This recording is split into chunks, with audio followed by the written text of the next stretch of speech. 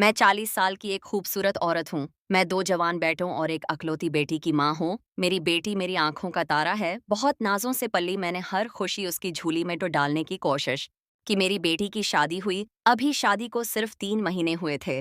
दामाद का रिश्ता आया तो मैंने पहली नज़र में उसे पसंद कर लिया था। बाकी बातें मेरे शौहर और बीवी दोनों ने देख ली और सब राजी हुए। सिर्फ बेटी की शादी हुई ऐसे। शादी के बाद जब बेटी वापस में के आई तो उसके चेहरे पर सुकून देकर मैंने सका का सांस। वक्त चंद महीने बहुत अच्छा गुजरे, लेकिन मैंने देखा कि वक्त के साथ मेरे दामाद का रवैया बदलने लगा। बेटी की आंखों में आंसू आने लगे। शुरू में मैंने सोचा कि शायद कोई मामूली बात हुई, मगर अब मैं देख रही थी कि बात बहुत बढ़ रही। ततेह से बेटी की तकलीफ देखकर खामोश नहीं रह सकें, इसलिए मैंने अपने दामाद को घर बुला लिया। दोपहर का वक्त था। मेरा शोहर बीमार था, इसलिए अपने कमरे में सो रहा था। मेरे बेटे आपस में थे। घर में मुकम्मल सन्नाटा था। मेरा दामाद घर आया तो मैंने उसे ड्राइंग रूम में बैठा दिया। मैंने कुछ खाने पीने का सामान रखा और सीधा बाएं अपने नी पर आ गई। मैंने कहा, बेटा, तुम्हारा रवैया मेरी बेटी से कुछ अजीब हो क्या होती सच सारा रहा है क्या? कोई बात हुई? दामाद ने मेरी तरफ देखा, हल्का सा मुस्कुरा कर कहने लगा, ऐसी कोई बात नहीं। और फिर साथ ही उसने मुझे एक ऐसी बात कही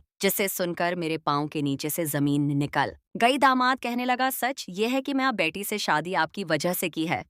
दामाद की बात सुनकर हैरान हुई। मैंने कहा, तुम्हारा बात करने का क्या मतलब है? वो कहने लगा, मुझे आप पसंद आई थी, लेकिन जाहिर है और शादीशुदा हैं और आपके बच्चे भी हैं। मैंने आपकी बेटी से शादी इसलिए की कि आपके करीब औस को मैं गमसम बैठी रही। ये सुनकर मेरा दिल जैसे रूक रहा था। दामाद ने बात आगे बढ़ाई, कहने लगा, मुझे आपकी बेटी में कोई दिलचस्पी नहीं। अगर आप मुझे न मिले तो याद रखें, मेरा और आपकी बेटी का ताल्लुक बस नाम का रह जाएगा। दामाद ये बात सुनकर मेन्यू से रोकने की कोशिश की। मैंने कहा, ये गलत है। मैं तुम्हारी ये बात सुनकर मैंने उसे रोकने की कोशिश की। मैंने कहा, ये गलत है, मैं तुम्हारे साथ हूँ। मगर दामाद हंसकर कहने लगा, आप एक औरत भी हैं और मेरा दिल रिश्तों से आजाद है। फैसला आपके हाथ में है। दामाद ये बात कहने के बाद उठा और हमारे घर से चला गया। मैं उसके जाने के बाद सोचों के समंदर में डूब चुकी थी। एक तरफ बेटी की खुशी और घर का सवाल था और दूसरी तरफ ये अजीब शर्त थी। लेकिन उसके बाद में जो जिद और इरादा मैंने देखा था, उसके बाद मुझे अंदाजा हुआ कि ये पीछे हटने वाला नहीं था। दामाद के जाने जाने के बाद मैं काफी देर तक ड्राइंग रूम में बैठी रही थी। मैं सोच रही थी कि ये क्या सुन रही थी।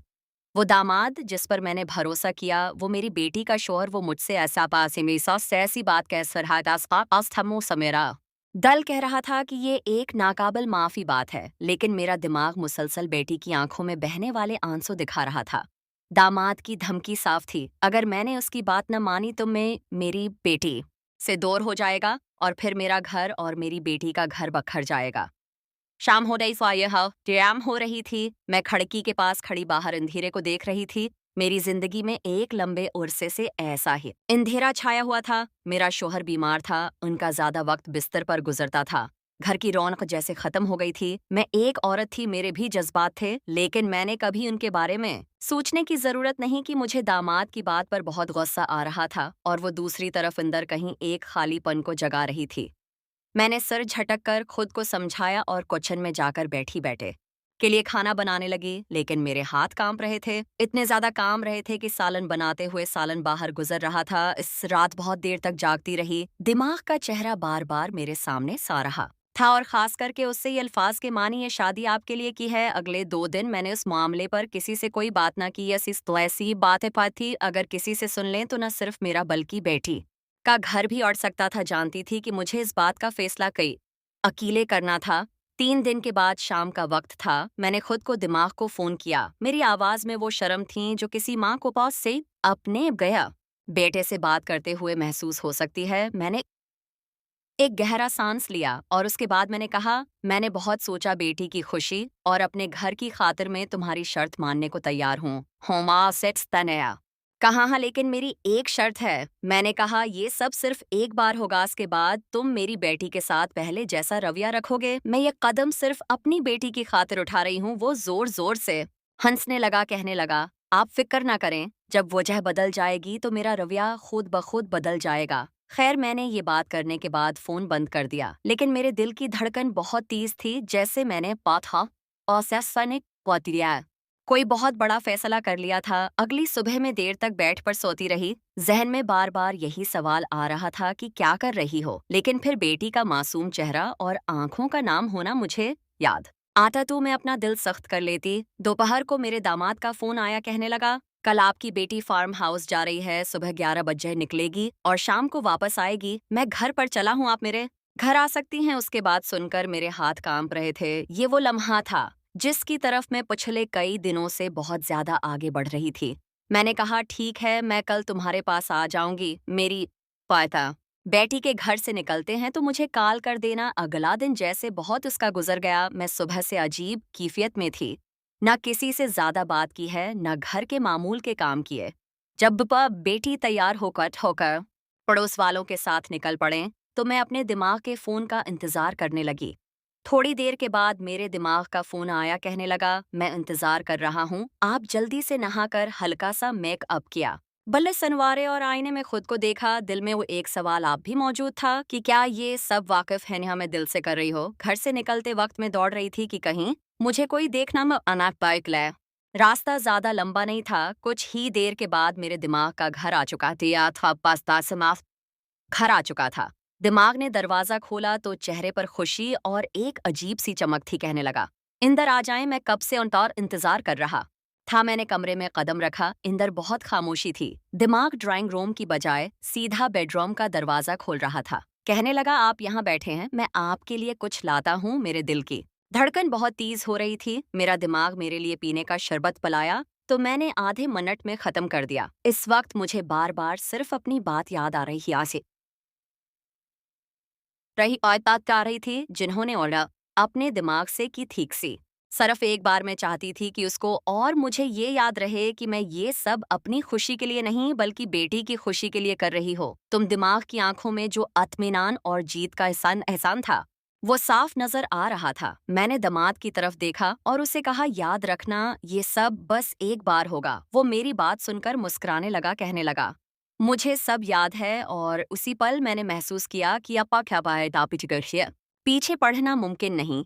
एक फैसला जो मैंने बेटी के लिए किया था अब हकीकत में बदलने जा रहा था। दिमाग के बेडरूम की खामोशी में मैंने खुद को संभाला था। रूम में हल्की रोशनी हो रही थी। किसी के आगे पर्दा कए हुए थे और हुआ मैं एक महक आ रही थी। शायद मेरे दिमाग ने खास तौर पर ऐसा माहौल बनाया हुआ था। वो मेरे सामने आकर बैठ चुका था। उसकी आंखों में एक पास था, एक वाकई ने अजीब सिया करनाट है अत्मीनान था। उसने जैसे ही मेरा हाथ थामा मैंने फोरा कहा, फिर रही हैं, ये सब बस एक बार होगा, उसके बाद तुम मेरी बेटी के साथ पहले जैसे हो जाओगे। वो मुस्करा कर कहने लगा, मैंने आपसे फौसेला था, वादा किया और वादा वफा करूंगा। आप बस आज की दोपहर को यादगार बना दें। उसकी बात सुनकर मैंने अपनी नजरें झुका ली। मेरे दिल में एक जंग चल रही थी। एक तरफ जमीर का बोझ था और दूसरी तरफ बेटी का मुस्कुराता हुआ चेहरा और उसके घर का सुकून था। मेरा दिमाग मेरे करीब आया। मैंने महसूस किया उसका लहजा पहले से ज्यादा नरम और संजीदा हो चुका था। कहने लगा, आप नहीं जानते मैंने कितने दिन ये लम्हा सोच रहा था। शादी के दिन मेरे दिल में ये ख्वाहिश थी, बस मौका नहीं मिला। मैंने बात बदलने की कोशिश की। मैंने कहा, तुम्हें अंदाजा है ये कितना बड़ा कदम है। वो कहने लगा है और इसीलिए मैं चाहता हूँ कि ये पल हमारे बीच हमेशा एक राज है। वो मेरे करीब बैठते हुए माहौल को मजीद नरम कर रहा था। हर किसी खुशबू बांध कमर और हमारे बीच खामोशी, ये सब मिलकर जैसे लम्हे को यादगार बना रहे थे। मैंने एक लम्हे के लिए सोचा कि अगर ये सब ना होता, अगर मैं दिमाग को साफ मना कर देती तो शायद मेरी बेटी की जिंदगी कितनी मुख्तलिफ होती। लेकिन फिर ख्याल आया कि वो खुश नहीं रहा। पाती दिमाग ने धीरे से कहा, आपको देखकर लगता है कि आप अपनी बेटी की माँ हैं। आप बहुत खूबसूरत हैं। कोई भी आपकी तरफ माइल हो सकता है। मैंने हल्की सी मुस्कुराहट लेकिन फोरा कहा कि तुम हाँ ज्यादा बातें ना बताऊं, तुम्हें बस अपना वादा याद रखना है। उसने मुस्कुराकर कहा, मुझे अपना वादा याद है और आज का दिन भी याद आएगा। तो के साथ वक्त गुजरता गया। मैंने खुद को एक ऐसे वती उदारे मैं महसूस कर रही थी जहां से वापस जाना मुश्किल था। हमाद ने मेरा हाथ मजबूती से थामा और मैंने महसूस किया कि मेरी मज़ाहमत आहिस्ता आहिस्ता कम हो रही थी। मेरे जहन में बार बार बेटी का ख्याल आते थे। याद है रहा था, ये ख्याल आ रहा था कि मैं ये बेटी के लिए कर रही थी। मैं खुद को यही समझा रही थी कि मैं बेटी के घर को बचाने के लिए ये सब कर रही थी। हमारा इस्ताद को जज्बात रंग दे रहा था। उस कि बातों में वो कशिश थी जो शायद बरसों के बाद किसी ने मुझे महसूस कर रही थी। मैंने कई बार नजर आई, लेकिन फिर भी उसकी आंखों की शिद्दत को नजरअंदाज नहीं कर पाए। हम दोनों के बीच की उसके खामोशी और बातों से ज्यादा गहरी थी। कमरे का माहौल खुशगवार, बंद दरवाजा, ये सब मिलकर एक ऐसा इदारा बना रहे थे जिसमें बाहर की दुनिया का कोई वजूद नहीं था। मैंने दिल ही दिल में आज आखिरी बार खुद से कहा, ये बस एक बार है, उसके बाद सब पहले जैसा हो जाएगा। लेकिन हकीकत ये थी कि मैं जानती थी आज के बाद सब बदलने वाला था। वक्त कैसे गुजरा मुझे अंदाजा हुआ कि शाम की रोशनी में मुदगम हो रही थी। दिमाग उठा कहने लगा, आप थोड़ा आराम कर लें। मेरा दिल पहले से हल्का महसूस हो रहा था। ऐसा लग रहा था जैसे मैंने एक बार फिर वो चार दिया था। बाद वापस आया हमने दोबारा। मुख्तसर बात की वो बार बार यही कह रहा था, आप नहीं जानती कि आपने मेरी जिंदगी का सब से ख्वाब पूरा कर दिया। मैंने सिर्फ इतना कहा, अब बस वादा पूरा कर रखना, बेटी का घर जाकर देखेंगे, सब कुछ बदल जाएगा। शाम हो रही थी। वो मुझे कहने लगा, चलें, मैं आपको घर छोड़ देता हूँ। घर वापस आते हुए हमने ज्यादा बातें नहीं की, लेकिन उसकी आंखों में कुर्तियों से पो एक इत्मीनान था। अकरम सीधा बेपाय अपने बुआ कमरे में गई। मैंने कमरे का दरवाजा बंद किया और आईने के सामने खड़ी हो गई। चेहरे पर हल्की सी मुस्कुराहट थी, लेकिन आंखों में एक अजीब सा खालीपन। जानती थी कि ये फैसला आसान नहीं था, लेकिन उसके बाद में ठीक अगर बच गया तो शायद यही कुर्बानी मेरी सबसे बड़ी जीत है। उस दिन के बाद मेरी जिंदगी में जैसे बातें एक नया रंग भर गया था। मेरे चेहरे पर वही हाथा, वही पुरानी चमक वापस लौट आए जो कई बातें ही साल पहले गम हो चुकी थी। मैया पहले से ज्यादा खुश मिजाज हो चुकी थी। मेरी बेटी ये सब महसूस कर रही थी। उसे लगता था शायर माँ अब अपनी जिंदगी के बोझ से